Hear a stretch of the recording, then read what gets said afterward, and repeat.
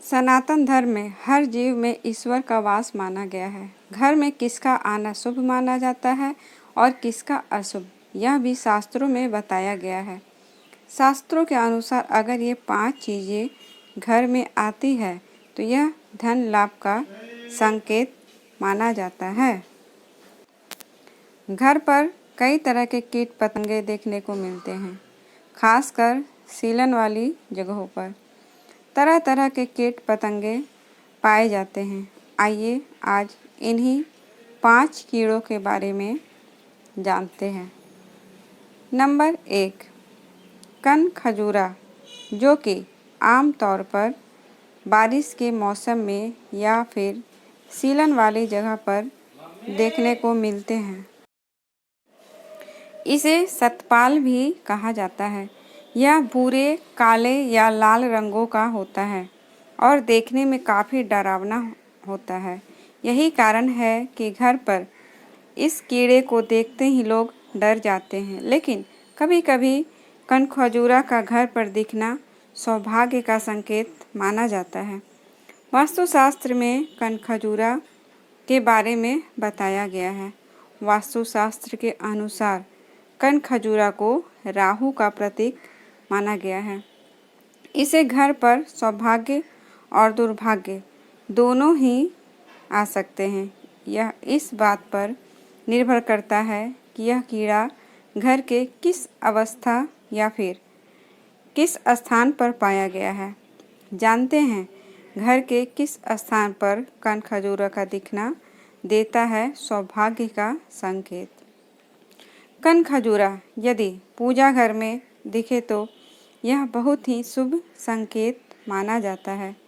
यह इस बात का संकेत है कि आप पर माँ लक्ष्मी की कृपा बरसने वाली है और धन संबंधी जुड़े सभी समस्याएं खत्म होने वाली है।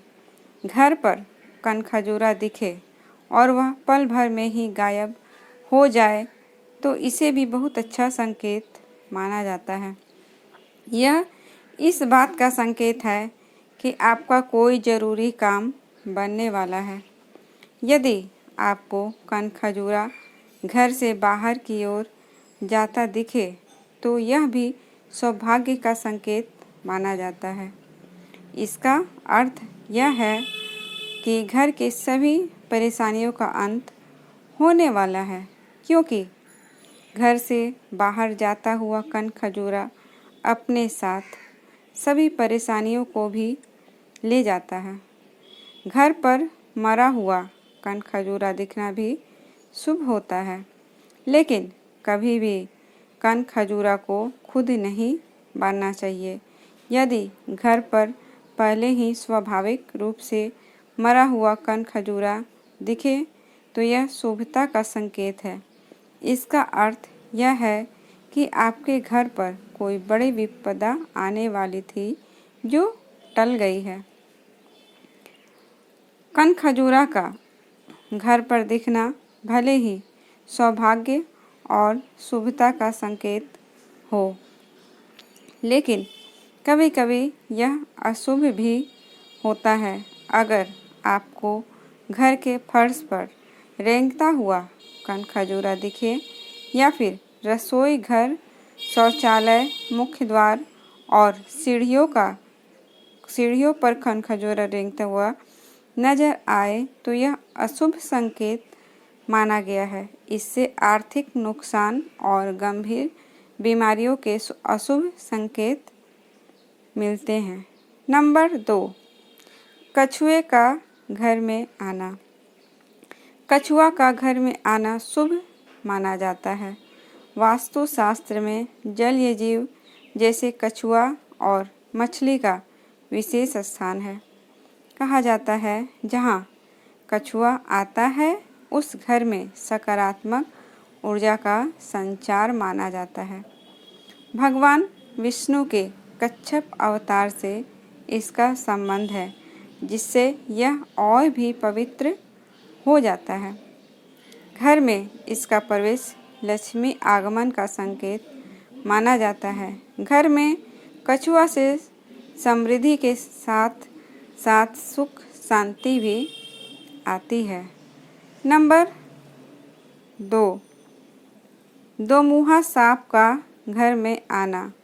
अगर घर में दो मुहा सांप आया है तो इसका मतलब यह है कि माँ लक्ष्मी का आपके घर पर आगमन हो चुका है, क्योंकि दो मुहा सांप लक्ष्मी का वाहक माना गया है। यह बहुत दुर्लभ माना जाता है। आमतौर पर इसके दर्शन भी नहीं होते हैं, लेकिन अगर घर में आ जाए तो यह बहुत शुभ होता है। पहले ज़माने में जब दो मुहा सांप घर में आ जाता था तब लावा, धान और दूध को देते थे ताकि वह घर में ही रहे। यह सांप किसी को भी नहीं काटता। जिस घर में यह सांप आता है वहाँ धन धान्य की कभी कमी नहीं रहती है। नंबर 3, मेढक का घर में आना। दुनिया भर में मेढक शुभता का प्रतीक माना जाता है।